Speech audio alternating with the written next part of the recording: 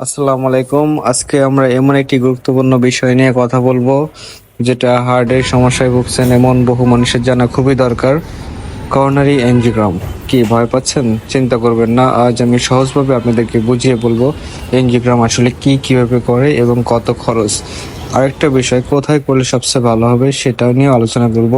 তো ভিডিও শেষ পর্যন্ত অবশ্যই দেখবেন, শেষ পর্যন্ত অবশ্য না দেখলে কিন্তু মিস করে যাবেন। সাধারণত করা হয় তখন যখন বুকে ব্যথা হয়, হাঁটলে বা কাজ করলে শ্বাসকষ্ট হয়, হার্ট অ্যাটাক হয়ে গেছে বা হওয়ার ঝুঁকি থাকে, এইসব রোগীর জন্য এই পরীক্ষাটা পরীক্ষার শুরুতে রোগীকে ইসিজি মনিটরিং এর আওতায় রাখা হয়।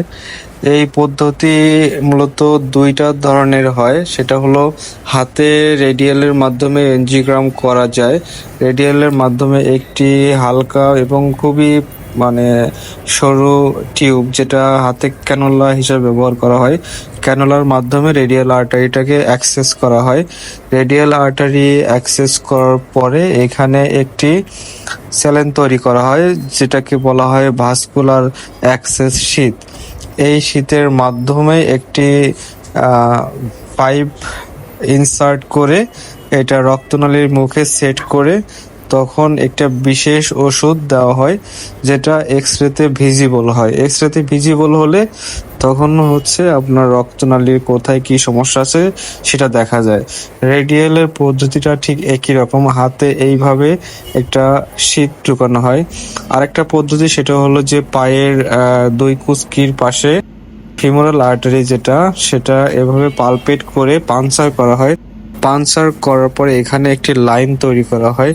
এই লাইনে ঠিক একইভাবে আর একটা ভাস্কুলার অ্যাক্সেস শীট ঢুকানো হয়, যেই শীটের মাধ্যমে পরবর্তীতে টাইনি পাইপটা ঢুকিয়ে রক্তনালী মুখে সেট করে এনজিওগ্রাম করা হয়। এটা ইউনিক পদ্ধতি, সারা পৃথিবীতে এভাবেই এনজিওগ্রাম করা হয়। এটা এই হসপিটালেও একবারে ব্যতিক্রম নয়।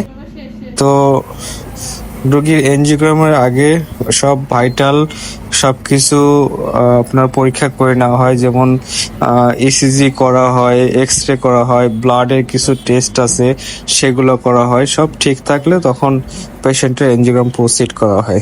এখন খরচ কেমন হয়? বিভিন্ন হসপিটালে এক এক রকম খরচ হয়। তো আমি যেহেতু ন্যাশনাল হার্ট ফাউন্ডেশনে কাজ করি, সেহেতু এই হসপিটালের খরচটাই বলতেছি। এখানে প্রায় 17,300 টাকার মতো খরচ পড়ে। তো এইভাবে এনজিওগ্রাম টেবিলে পেশেন্টকে শোয়ানো হয়।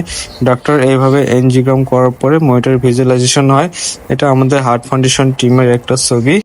তো রক্তনালীতে কিভাবে দেখা যায় সেটা এই যে ছবিতে আপনারা দেখতে পাচ্ছেন, এটা বাম পাশের রক্তনালী আর এটা ডান পাশের রক্তনালী।